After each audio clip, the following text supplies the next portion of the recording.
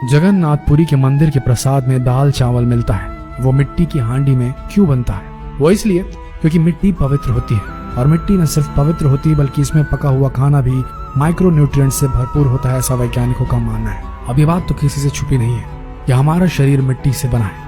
हम जब मरते हैं और शरीर को जला देते हैं तो 20 ग्राम मिट्टी में बदल जाता है पूरा शरीर। मिट्टी में कैल्शियम निकलता है, फास्फोरस निकलता है, आयरन निकलता है, जिंक निकलता है, सल्फर निकलता है और 18 माइक्रो न्यूट्रिएंट्स निकलते हैं। मरे हुए आदमी की राख में ये सब वही माइक्रो न्यूट्रिएंट्स होते हैं जो मिट्टी में पाए जाते हैं। जगन्नाथपुरी की मिट्टी पवित्र है, इसलिए हम मिट्टी के बर्तन में ही खाना पकाते हैं, वहाँ दाल पकाते हैं। भगवान को पवित्र चीज ही दी जाती है, अपवित्र चीज भगवान को नहीं चढ़ाई जा सकती।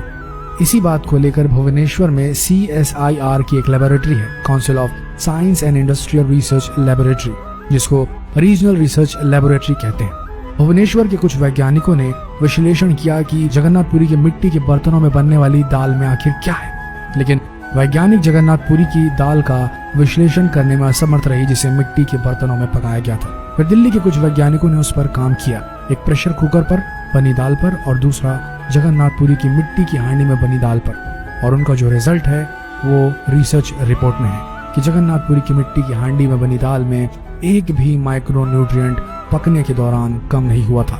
जबकि प्रेशर कुकर की दाल को जब उन्होंने रिसर्च करके देखा तो उन्होंने कहा कि इसमें माइक्रो न्यूट्रिएंट्स प्रेशर से बनने की वजह से बहुत कम हो गए हैं। उन्होंने कहा जगन्नाथपुरी की दाल मिट्टी की हांडी में पकाई तो 100% माइक्रो न्यूट्रिएंट्स उसमें बचे हुए हैं, और जैसे ही प्रेशर कुकर में पकाई गई तो इसे माइक्रो न्यूट्रिएंट्स मात्र 13% ही बचे, 87% नष्ट हो गए। प्रेशर कुकर में दाल को जब पकाया जाता है तो उसके मॉलिक्यूल्स टूट जाते हैं। लोगों को ऐसा लगता है कि दाल तो पक चुकी है, लेकिन वास्तव में ऐसा नहीं होता। पके हुए का मतलब होता है कि जो माइक्रो न्यूट्रिएंट्स आपको कच्चे रूप में शरीर उपयोग नहीं कर सकता, उन्हें उपयोगी बनाने के लिए उसे पकाया जाए। मिट्टी की हांडी की दाल बहुत बेहतरीन क्वालिटी में होती है क्योंकि उसमें प्रेशर से उसके माइक्रो न्यूट्रिएंट्स को क्षति नहीं पहुंचती है। मिट्टी की हांडी की बनाई हुई दाल को खा लीजिए तो उसका स्वाद भी जिंदगी भर नहीं भूलेंगे। इसका मतलब क्या है? भारत में चिकित्सा और आयुर्वेद शास्त्र की पाठ करने से ऐसे विज्ञान का विकास हुआ जहां क्वालिटी मेंटेन रहती है और स्वाद भी साथ में मेंटेन रहता है। शायद इसीलिए जगन्नाथपुरी में मिट्टी के बर्तनों में खाना पकाया जाता है। माइक्रो न्यूट्रिएंट्स की पूर्ति अगर नियमित रूप से होती रहे तो आपका शरीर ज्यादा दिनों तक बिना किसी दूसरे की मदद से काम करता रहता है। हजारों सालों से मिट्टी के बर्तनों में इस देश में खाना बनाया जा रहा है। पहले हम एल्यूमिनियम के बर्तनों में खाना नहीं पकाया करते थे। हिंदुस्तान में बक्साइट के खजाने भरे हुए हैं। कर्नाटका में बहुत बड़ा भंडार है। तमिलनाडु में, आंध्र प्रदेश में बक्साइट के बड़े भंडार हैं। हिंदुस्तान भी बना सकता था अगर बक्साइट है तो। एल्यूमिनियम बनाना कोई मुश्किल काम नहीं, लेकिन हिंदुस्तान ने नहीं बनाया क्योंकि उसकी जरूरत नहीं थी। इसलिए कुम्हारों की एक पूरी जमात इस देश में खड़ी की गई ताकि आप मिट्टी के बर्तन बनाएं। कुम्हारों से बड़ा वैज्ञानिक कौन है? अब ये कुम्हार हैं जो इतने बड़े वैज्ञानिक हैं इस देश के, जो मिट्टी के बर्तन बनाकर हजारों सालों से हमें दे रहे हैं हमारे स्वास्थ्य की रक्षा करने के लिए। हमने उनको नीची जाति बना दिया है, लेकिन कुम्हार नीचे कैसे हो गया जो सबसे बड़ा वैज्ञानिक का काम करता है? मिट्टी के बर्तन बनाकर आपके माइक्रोन्यूट्रिएंट्स को, आपके सूक्ष्म पोषक तत्वों को कम नहीं होने देने के लिए मिट्टी का सिलेक्शन करता है वो, ताकि आप उसमें खाना बना सके। मिट्टी के बर्तन जिसमें कुल्हड़ बनता है, अलग अलग मिट्टियों से अलग अलग बर्तन बनाए जाते हैं। जो हांडी होती है उसे खास तरह की मिट्टी से बनाए जाते हैं। कुल्हड़ जो होता है उसे खास तरह की मिट्टी से बनाया जाता है। जो हांडी होती है उसे ऐसी मिट्टी से बनाया जाता है जिसमें कैल्शियम और मैग्नीशियम अधिक हो, इसीलिए जो भी पोषक तत्व रहते हैं बहुत बेहतरीन तरीके से बने रहते हैं। ये सब कुम्हार का काम है और कुम्हार हजारों साल से थैंकलेसली ये जॉब करते आ रहे हैं। इन्हें कोई यूनिवर्सिटी पढ़ाने नहीं आती, इन्होंने अपने पुरखों से सीखा है जो सीखा है। कितने महान लोग हैं और दुर्भाग्य है सरकार का कि इन्हें बैकवर्ड क्लास में गिनती है। हांडी जब खत्म होगी मतलब उसकी लाइफ पूरी हो जाएगी, तो ये हांडी फिर से मिट्टी में मिल जाएगी और फिर मिट्टी से हांडी दूसरी बन जाएगी।